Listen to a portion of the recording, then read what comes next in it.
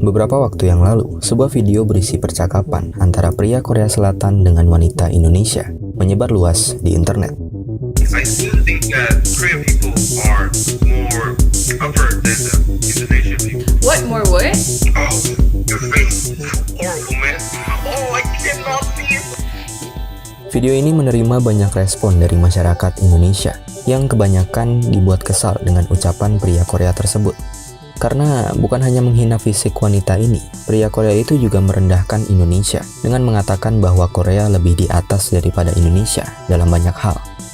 Tapi nih, kalau kita telusuri beberapa waktu ke belakang, sebenarnya tindakan menyinggung rasis seperti ini memang nggak sekali dua kali dilakukan oleh warga Korea. Video ini misalnya. Hi Philippines, I'm Korean.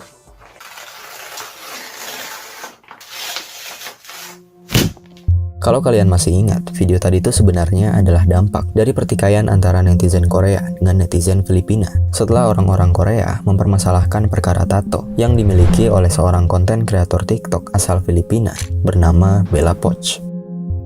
Tato itu bergambar sebuah jantung dikelilingi 16 garis berwarna merah, yang mana menurut netizen Korea, gambar ini tuh sangatlah mirip dengan bendera matahari terbit milik Jepang. Dan orang Korea sangat membenci itu, karena bendera itu dipakai oleh Jepang pada saat Jepang menjajah Korea di masa lalu, di mana pada saat itu ratusan ribu rakyat Korea dijadikan budak, dipaksa bekerja, dan wanita-wanitanya dijadikan budak seks oleh tentara Jepang.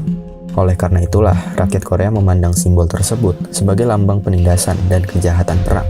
Gampangnya, kebencian rakyat Korea terhadap simbol ini sama besarnya seperti kebencian dunia terhadap simbol swastika Nazi, atau sama besarnya seperti kebencian rakyat Indonesia terhadap simbol PKI.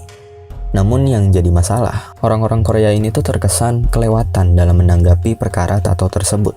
Karena mereka bukan cuma menghujat Bella sebagai gadis bodoh yang tidak paham sejarah, namun mereka juga turut merendahkan Filipina dengan menyebutnya sebagai negara miskin dan tidak teredukasi. Lain lagi dengan kasus Lisa Blackpink. Masih ingat dengan tagar Respect Lisa?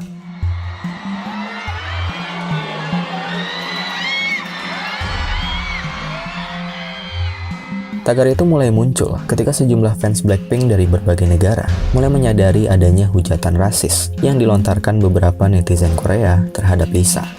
Menurut mereka, Lisa tidak pantas menjadi idol K-pop karena dirinya bukanlah warga negara asli Korea, melainkan warga negara Thailand. Sejumlah haters dari Korea juga kerap mengaku membenci Blackpink hanya karena grup musik itu memiliki banyak sumbangan penonton dari Asia Tenggara. Faktanya, para haters ini memang kerap memandang Asia Tenggara sebelah mata. Dengan melihat fakta bahwa negara-negara di Asia Tenggara adalah negara berkembang, kecuali Singapura, mereka seakan memandang Asia Tenggara sebagai kawasan miskin dan tertinggal. Melihat deretan insiden sebelumnya, mungkin beberapa dari kalian akan mulai bertanya-tanya, apakah orang Korea memang serasis itu? Well, jawaban realistisnya sih, enggak semuanya. Memang menurut PBB, masalah rasisme di Korea Selatan ini sudah diakui menjadi masalah yang cukup serius. Tapi ya kalau kita mempertanyakan apakah semua orang Korea itu rasis, ya nggak bisa dipukul rata juga. Beberapa orang Korea mungkin ada yang rasis, tapi nggak semuanya. Pastinya banyak juga orang-orang yang nggak rasisnya, banyak juga orang-orang baiknya. Dan orang-orang yang rasis itu palingnya cuma segelintiran aja. Perlu diingat bahwa rasisme itu sebenarnya ada di mana-mana. Rasisme itu ada hampir di setiap negara. Bahkan di negara kita yang katanya Bhinneka Tunggal Ika pun ada juga orang-orang rasisnya. Tapi nih, kalau kita ngomongin isu rasisme di Korea Selatan, sebenarnya tuh memang ada sebuah paham atau sebuah kepercayaan di Korea yang mendorong masyarakatnya jadi memiliki sikap rasis. Paham inilah yang diduga oleh para ahli sebagai penyebab munculnya pola pikir xenofobia di kalangan masyarakat Korea, yakni ketidaksukaan atau ketakutan terhadap warga asing.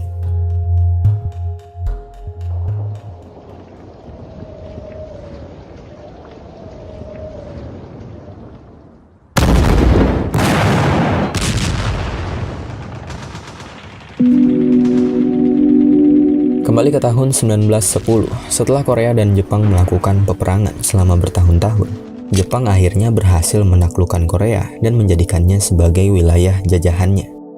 Pada saat itu, Korea belum terbagi menjadi dua seperti sekarang. Korea masih menjadi satu wilayah yang utuh, di mana daratan ini disebut sebagai Semenanjung Korea.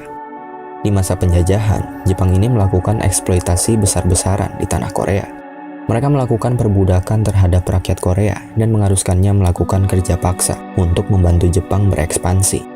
Mereka mengambil alih rumah-rumah dan lahan penduduk asli, lalu menjadikannya sebagai tempat tinggal bagi ratusan ribu keluarga Jepang yang pindah ke Korea.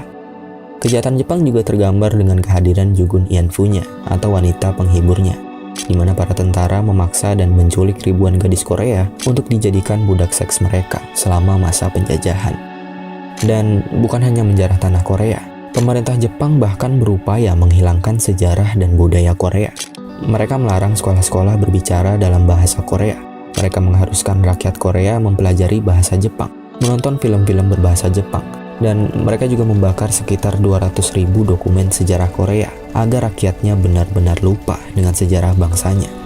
Perlahan-lahan, Jepang ini menghasut warga Korea untuk berasimilasi dengan budaya mereka dengan mengatakan bahwa Jepang dan Korea sebenarnya memiliki nenek moyang yang sama. Pemusnahan sejarah dan budaya ini pun membuat batin rakyat Korea berkecamuk. Selama penjajahan, mereka yang kesal pun gencar melakukan pemberontakan. Namun, apalah daya, kekuatan dan pengaruh Jepang terlalu besar. Perbandingan kekuatan mereka terlalu jauh, membuat harapan Korea untuk merdeka seakan-akan tinggal menjadi harapan semata.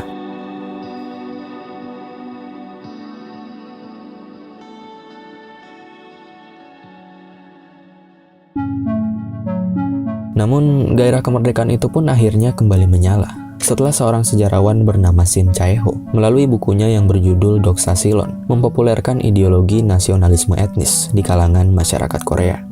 Shin Chae-ho ini menulis dalam bukunya bahwa sebenarnya rakyat Korea itu berasal dari satu etnis dengan garis keturunan yang sama. Shin mengatakan bahwa orang Korea itu adalah keturunan dari Raja Dangun, yakni raja dari kerajaan Gojoseon yang merupakan kerajaan pertama di Korea. Raja Dangun ini juga sering disebut sebagai cucu dari surga. Dan mengetahui hal ini, rakyat Korea pun menjadi semakin bangga dengan keunikan etnisnya.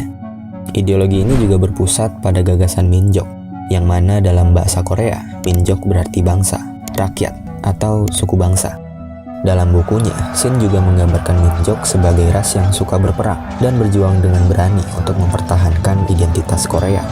Keyakinan akan keunikan Minjok ini ternyata berhasil membangkitkan semangat rakyat Korea untuk merdeka.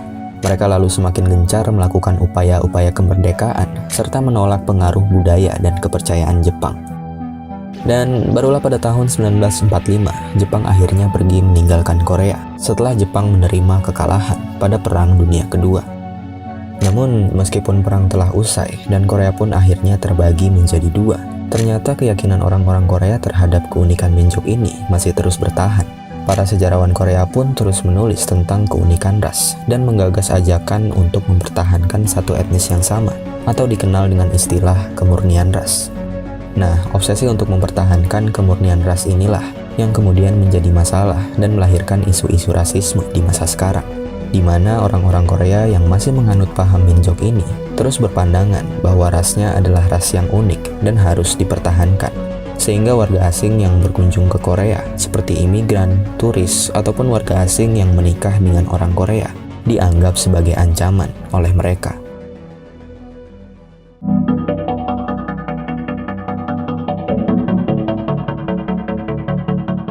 Peningkatan imigrasi ke Korea Selatan sejak tahun 2000-an telah memicu munculnya ekspresi rasisme di kalangan masyarakat Korea.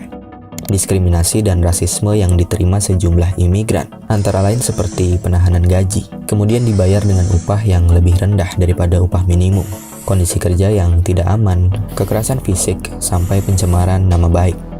Survei yang dilakukan Seoul Institute pada tahun 2014 juga menunjukkan bahwa sebanyak 94,5% dari 2.500 responden warga asing mengaku telah mengalami diskriminasi di Korea Selatan. Sebanyak 62,2% mengaku didiskriminasi karena kebangsaannya, sedangkan 37,8% sisanya mengaku didiskriminasi karena penampilannya. Sikap rasisme ini lebih sering diekspresikan kepada ras kulit hitam, Asia dan Asia Tenggara, sedangkan ras kulit putih atau orang-orang Eropa lebih jarang menerima diskriminasi. Beberapa toko bahkan terang-terangan melarang warga keturunan Afrika berkunjung, Sampai-sampai ada lowongan pekerjaan untuk guru bahasa Inggris yang bertuliskan white only. Bonojit Hussein adalah salah satu korbannya. Ia menjadi orang pertama yang mengadukan aksi rasisme di Korea setelah seorang pria tua Korea tiba-tiba memakinya di dalam bis hanya karena ia duduk bersama teman wanita Koreanya. Pria tua itu nampaknya merasa tidak nyaman bila seorang wanita Korea terlihat bersama dengan warga asing berkulit gelap. So this was not the first time I faced such kind of situation. So both me and my friends thought that, well, enough is enough. So we just stopped the bus and we literally dragged him to the police station. But the police refused to register my case, saying that, oh, there is no racial discrimination in Korea, just say sorry to each other. Racism has an institutional form in Korea. The government talks in the language of bloodline and, browns and blacks. That's the Ministry of Justice speaking in that language. So the issue is quite serious, and there are 1.1 million migrants in Korea, mostly factory workers and mail order brides. They're not in a position to speak up. So this was the first time that a foreigner went to the criminal court. So the media picked it up. And also I got support from the civil society organization. Akibat isu rasisme yang meluas di Korea ini, PBB pun akhirnya mengkritik pemerintah Korea dan menuntut adanya perlindungan bagi warga asing dan imigran yang ada di sana. Dari sinilah pemerintah Korea mulai mengambil tindakan dengan merevisi sejumlah perundang-undangan, salah satunya dengan memperbaiki pelayanan dasar bagi warga asing dan imigran yang berkunjung atau menetap di Korea. Di tahun 2011, militer Korea juga membatalkan peraturan yang melarang ras campuran mendaftar menjadi tentara. Mereka juga mengubah sumpah militer yang sebelumnya merujuk pada kemurnian ras, dirubah menjadi setia pada kewarganegaraan. Seiring dengan banyaknya warga asing yang masuk ke Korea, pemerintahnya pun kini mulai mendorong prinsip Damunhwa atau multikulturalisme kepada masyarakatnya. Mereka juga mulai menarik konsep kemurnian ras dari kurikulum sekolah, membuat generasi muda Korea jadi lebih toleran terhadap warga asing dibandingkan dengan generasi tuanya. 저희 또래는 딱히 그렇게 막 꺼리는 건 없는데 아무래도 부모님 세대가 약간 백인, 흑인 이런 게 좀 있는 것 같아요. Sejumlah publik figur Korea pun turut andil dalam gerakan memerangi rasisme, seperti halnya yang dilakukan Jessica Jung, Tiffany SNSD, dan Anwang BTOB dalam mendukung kampanye Black Lives Matter beberapa waktu yang lalu. Dalam kasus Tato Bella Poch, netizen Korea pun akhirnya meminta maaf dengan menaikkan tagar Sorry to Filipinos. Mereka mengaku sangat malu dengan kelakuan rasis netizen Korea lainnya dan mengirim pesan-pesan permintaan maaf serta perdamaian kepada netizen Filipina. Dan bukti paling nyata dari menurunnya isu rasisme di Korea ini bisa kita lihat dalam World Value Survey, di mana pada tahun 2014, dari 1.200 warga Korea yang mengikuti survei, sebanyak 34,1% mengaku tidak ingin bertetangga dengan warga asing. Dan angka ini pun turun pada tahun 2020, menjadi hanya sekitar 15,2%. Perlakuan rasisme dan diskriminasi dimanapun itu memang tidak bisa dibenarkan. Perlu diingat bahwa rasisme itu nyatanya memang ada di mana-mana. Bahkan etnis Korea yang dari tadi kita bahas pun masih sering mendapatkan perlakuan rasis seperti ini. Sudah seharusnya kita sebagai sesama manusia saling menghormati dan menghargai perbedaan. Penting juga bagi kita untuk jangan pernah terjebak dalam sebuah stereotip. Dan cobalah selalu untuk mengenal seseorang dengan sebenar-benarnya. 시대가 계속 변하면 변할수록 외국인들이 들어오고 같이 사는 거는 어쩔 수 없는 현상이라고 생각하기 때문에 그 사실을 그냥 받아들이고 반대로 우리도 외국에 나가서 차별받지 않기를 원하잖아요.